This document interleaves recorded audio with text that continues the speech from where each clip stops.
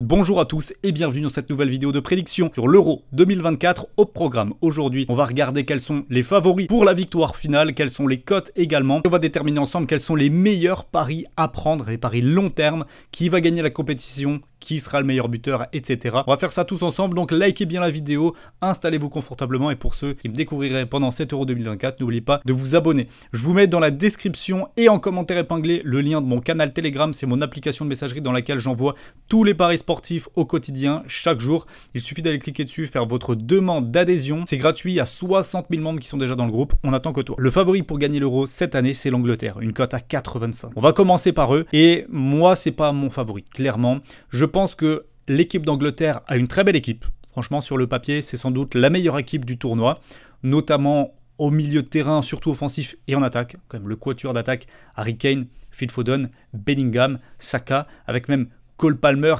qui est pas loin quand même d'être titulaire dans cette équipe. Cole Palmer sort une saison XXL en Première Ligue. Il a un talent monstrueux. Bref, devant, franchement, il n'y a pas de comparaison possible avec les autres sélections. L'Angleterre est de loin la mieux armée pour faire mal à n'importe quelle équipe. Donc, leur statut de favori, sur le papier, je suis OK. Moi, le problème que je vois à cette sélection, c'est qu'on les voit toujours bons, mais ils ne prouvent jamais rien. Et ça, je pense qu'il y a une personne qui en est responsable, c'est le sélectionneur, Gareth Southgate. Je ne suis pas du tout fan du coach.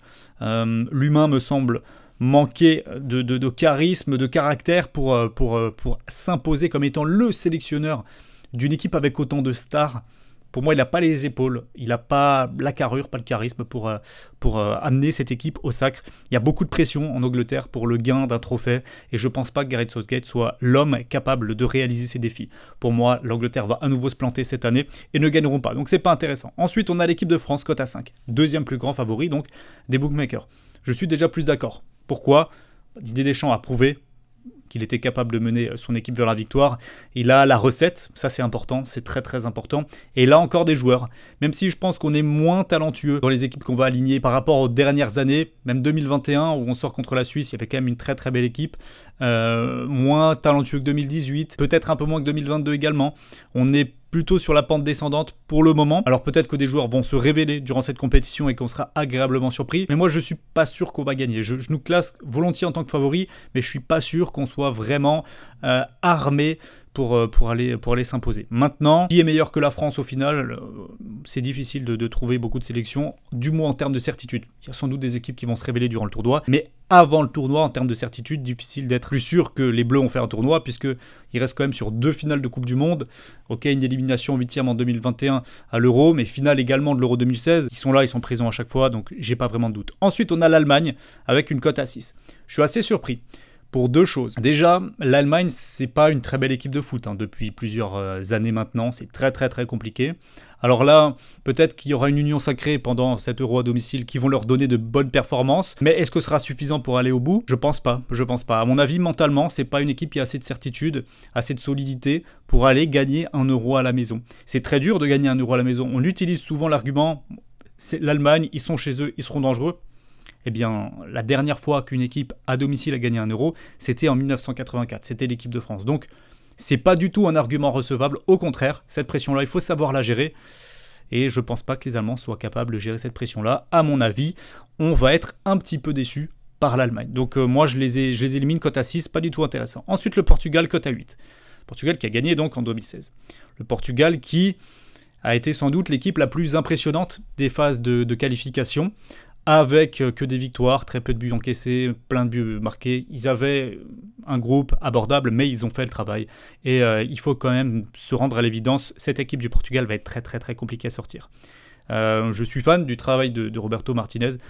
Franchement, beaucoup de respect. Et à mon avis, ils vont être très très durs à battre le Portugal. Je pense que c'est peut-être mon favori numéro 1 pour la compétition. Cote à 8, c'est extrêmement value, je pense, à prendre pour le moment. C'est une très très belle cote, très honnêtement. Et je les vois bien faire finale minimum. Ouais. Dites-moi ce que vous en pensez dans les commentaires, mais moi, c'est mon équipe qui me fait peur. L'Espagne, ensuite, cote à 9, c'est trop tôt. Que ce soit le sélectionneur, les joueurs, on n'est pas dans une période forte pour l'Allemagne. Il y a des équipes meilleures, voilà, la France, le Portugal, l'Angleterre. Il y a des équipes meilleures que l'Espagne. Je ne vois pas pourquoi ils iraient gagner cet Euro. Ils n'ont pas été plus impressionnants que ça dans les qualifs. Ils ont même été en difficulté. Alors il y a l'émergence de joueurs intéressants comme Lamine Yamal, Pedri qui revient à un bon niveau. Mais je pense que ça manque encore de coffre pour aller gagner une compétition comme ça sur plusieurs matchs. Il faut un groupe quand même plus fourni en intensité. Je ne les prends pas. L'Italie cote à 15 pour un doublé, peut-être. J'y crois pas du tout. Autant en 2021, ils avaient abordé la compétition, l'Euro, avec une phase de qualification absolument exceptionnelle. Ils étaient dans un prime momentané, les Italiens. Ils ont réussi à aller au bout avec un très beau jeu. Mais là, c'est totalement différent. Donc, faire un doublé, ce serait déjà exceptionnel. Mais alors, un doublé avec les performances actuelles qu'on voit de l'Italie, ce serait... Pour moi, c'est impossible. Je vais dire les termes, c'est impossible. Je ne vois pas du tout l'Italie réaliser le doublé et je ne les prends pas. Ensuite, les Pays-Bas, cote à 17. Peut-être un petit outsider ici pour les Pays-Bas. C'est une équipe que j'aime bien, qui a quand même pas mal d'individualité, qui a du coffre, quand même, qui a de l'expérience, qui a des joueurs de volume, qui a un sélectionneur qui est capable de mener une équipe loin. Donc, et les Pays-Bas, je demande à voir. Équipe qui va être très difficile à sortir de cet Euro. Ils l'ont été à l'arrache contre l'Argentine, donc le dernier vainqueur de la Coupe du Monde en 2022. Les Pays-Bas, qui va les sortir, je ne sais pas. On aura déjà un très très bon aperçu. Le match de poule entre la France et le Pays-Bas, c'est le 21 juin, je crois, va être absolument incroyable à suivre, très intéressant pour la suite. Donc cote à 17 ici, je prends. Je vais récapituler donc ce que je prends. Je prends la France, je prends le Portugal, je prends les Pays-Bas, la Belgique. Cote à 20, les Belges, ouais. Franchement, il y a pas mal de postes qui sont bien fournis, je trouve. On parle de la défense comme étant le point faible, mais je suis pas sûr. Des mecs comme De Kuyper vont pouvoir se révéler. Un mec comme Witsel est très solide maintenant dans l'axe. On a De Bast, on a Woodfess. Non, franchement, la Belgique, avec pour moi un Kevin De Bruyne qui va être peut-être à son prime de sélection nationale durant cette compétition. Je le sens bien comme ça. Lukaku, Jérémy Doku, Johan Bakayoko, donc des ailiers très virevoltants, un 9 qui est capable de finir, un 10 comme De Bruyne, à la récupération, Mangala, Onana, c'est très fort, ça abat beaucoup d'intensité, beaucoup de terrain. Non, c'est très très très complet à la Belgique. Cote à 20, je ne me vois pas ne pas mettre un petit billet dessus. Le Danemark, cote à 40, ils avaient été la surprise du dernier Euro.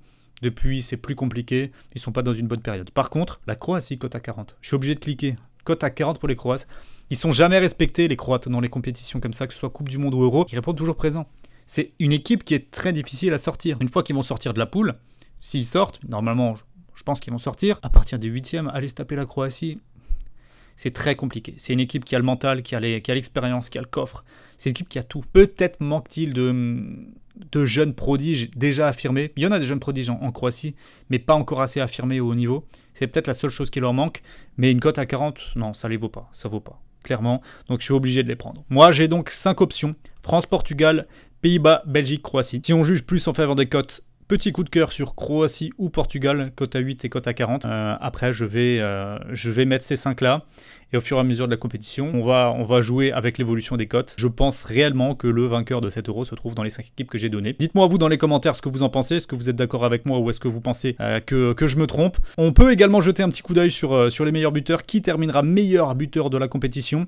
On a Mbappé, cote à 5,50. On a Harry Kane, cote à 6. On a Cristiano Ronaldo, cote à 10,75. Je pense que Mbappé-Kane, forcément. Mbappé-Kane forcément, c'est les deux joueurs qui sont censés porter leur sélection, qui ont les meilleures sélections. On a Romelu Lukaku dans les équipes que je trouve qui vont aller au bout, donc intéressant. Jude Bellingham, j'y crois pas vraiment. Olivier Giroud, Griezmann, non. Phil Foden, il risque de jouer à gauche, donc j'y crois pas non plus. Morata non plus. Havertz, pourquoi pas Kai Havertz, Gonzalo Ramos, ça va être compliqué en termes de temps de jeu. Højlund, j'y crois pas. Füllkrug, j'y crois pas. Saka, non. Code Gakpo, non plus. Gnabry, non plus. Thuram, Malen. Lamine Yamal, pourquoi pas, si jamais il fait un festival en phase de poule, pourquoi pas tenter de Lamine Yamal. Memphis Depay, Florian Wirtz, non. Léo, non.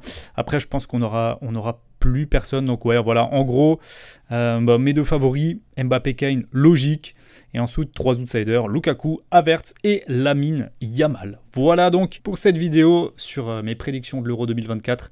Il y en a déjà pas mal sur YouTube, mais on va continuer tous les jours, donc abonnez-vous bien, et moi je vous dis à très très vite. Ciao, ciao.